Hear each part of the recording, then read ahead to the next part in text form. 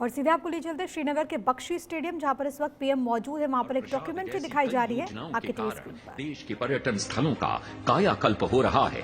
सरकार ने कनेक्टिविटी और सुगम यातायात पर विशेष बल दिया और रेलों तथा राष्ट्रीय राजमार्गों के विस्तार के साथ साथ नए एयरपोर्ट्स का निर्माण हुआ।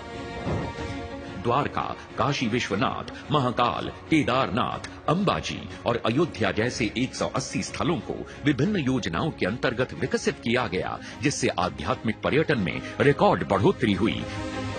पर्यटन व्यवसाय से जुड़े लोगों के लिए कौशल विकास कार्यक्रम, होटल उद्योग, होम स्टे में बढ़ोतरी तथा वाइब्रेंट विलेज प्रोग्राम के अंतर्गत देश के पहले सीमावर्ती गांवों में पर्यटन को बढ़ाने के लिए कौशल विकास और रोजगार के जरिए समग्र विकास और आत्मनिर्भरता की नई राहों का निर्माण हो रहा है। युवाओं की भागीदारी सुनिश्चित करने के लिए 35,000 युवा टूरिज्म क्लब बनाए गए हैं। नए पर्यटन स्थलों की परिकल्पना को मूर्त रूप देते हुए कई पर्यटन स्थलों का निर्माण हुआ है। साथ ही राज्यों में यूनिटी मॉल और ओडीओपी के जरिए व्यवसाय के नए अवसर भी बने हैं। भारत की G20 की अध्यक्षता के दौरान देश के 60 शहरों को केंद्र में रखा गया था, जिन्हें अब कॉन्फ्रेंस और इवेंट टूरिज्म के लिए विकसित किया जा रहा है। यशस्वी प्रधानमंत्री श्री नरेंद्र मोदी द्वारा 2047 तक विकसित भारत के संकल्प को पूरा करने के लिए भारत सरकार पर्यटन क्षेत्र में मिशन मोड में काम कर रही है। इसे नई ऊंचाई देते हुए 1,430 करोड़ रुपए से अधिक की पर्यटन परियोजनाओं का शुभारंभ किया जा रहा है।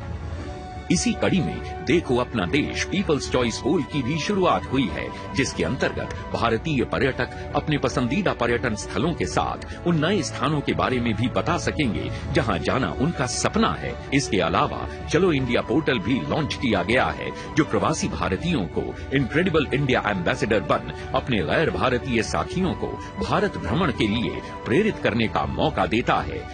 पर्यटन से परिवर्तन का ये अभियान निरंतर जारी है। बहुत बहुत धन्यवाद।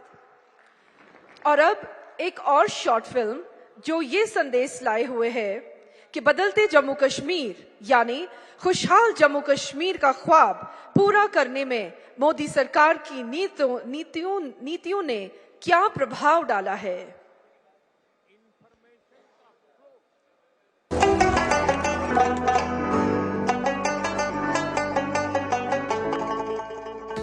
भारत का सिरमौर कहे जाने वाले जम्मू कश्मीर में आदरणीय प्रधानमंत्री श्री नरेंद्र मोदी जी की सरपरस्ती में अभूतपूर्व गति से हो रहा परिवर्तन और विकास पूरे देश के लिए एक मिसाल है। जम्मू कश्मीर के इतिहास में ये पहली बार हुआ जब कोई सरकार उनके दरवाजे पर आई है। हम विकसित जम्मू कश्मीर बना करके ही रहेंगे। प्रधानमंत्री जी के विकसित भारत के संकल्प एवं नारी, युवा, किसान और गरीब आदि सभी वर्गों के उत्थान की प्रतिबद्धता से जम्मू कश्मीर में सर्वांगीण और सर्वस्पर्शी विकास हो रहा है। जहां एक ओर जम्मू कश्मीर के नागरिकों को आयुष्मान सेहत योजना के अंतर्गत 5 लाख तक के मुफ्त इलाज का लाभ मिल रहा है, वहीं दूसरी ओर 16 लाख से अधिक परिवारों को मुफ्त अनाज उपलब्ध कराया जा रहा है और लगभग 9 लाख लोगों को पेंशन दी जा रही है।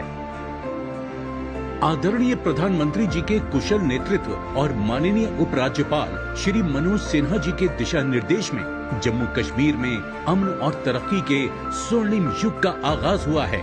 प्रधानमंत्री जी ने जम्मू कश्मीर से धारा 370 को हटाकर नामुमकिन समझे जाने वाले इस काम को मुमकिन कर दिखाया और आज यहाँ की आवाम को वो सब हक हुकूक मिल गए हैं जो कि देश के अन्य नागरिकों को प्राप्त हैं। माननीय प्रधानमंत्री जी द्वारा आज होलिस्टिक कृषि विकास योजना के लोकार्पण के साथ जम्मू कश्मीर के कृषि परिवेश में एक नए युग का आगाज हुआ है। किसानों के हितों के प्रति समर्पित भारत सरकार की नीतियों को अपनाते हुए आज जम्मू कश्मीर प्रशासन द्वारा 5,000 करोड़ रुपए से अधिक की लागत से तैयार समग्र कृषि विकास योजना पूरे देश में अपनी तरह का एकमात्र ऐसा व्यापक कार्यक्रम है जिसमें कृषि और संबद्ध क्षेत्रों में फैली 29 महत्वपूर्ण परियोजनाएं, जिनमें हॉर्टिकल्चर, पशुपालन, मत्स्य पालन, मधुमक्खी पालन, पोल्ट्री पालन, सेरीकल्चर, मशरूम फार्मिंग इत्यादि शामिल हैं। होलिस्टिक कृषि विकास कार्यक्रम के तहत आगामी 5 वर्षों में 13 लाख किसान परिवारों की आजीविका में सुधार, लगभग 3 लाख रोजगार के नए अवसर, 19,000 कृषि उद्यमों के नेटवर्क की स्थापना और कृषि संबंधित क्षेत्रों में 2.5 लाख से अधिक व्यक्तियों को प्रशिक्षण दिया जाएगा। किसानों की सुविधा के लिए किसान साथी पोर्टल डिजाइन किया गया है, जो एक वन स्टॉप समाधान है। दक्ष किसान किसानों के लिए एक अनूठी शिक्षण प्रबंधन